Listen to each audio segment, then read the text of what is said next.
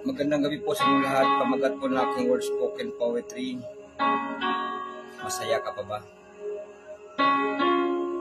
Masaya ka pa ba sa bawat oras na nasasaktan ka? Masaya ka pa ba na tinitigan mo ang mahal mo na may kasama ng iba? Ang galing ngumiti sa mga taong mapagkunwari. Akala mo nakatawa, masaya na. Paano kung ikaw na lang? Masaya ka pa ba? Ang dali lang tumawa para humilom ang bawat tusok ng karayom. Bawat tusok nito ay pumapatak ang luha. Nasa mata makita.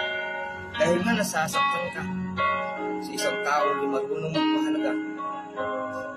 Magpapasaya sa iyo, sandali lang pala.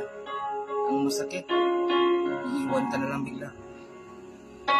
Yung bang sabi nila, hindi na makontento ang bagong henerasyon na ito. Maging masaya sa iba pag may isang lumuluha. Nangulila sa pag-ibig na isang laro lang pala. Yung tipong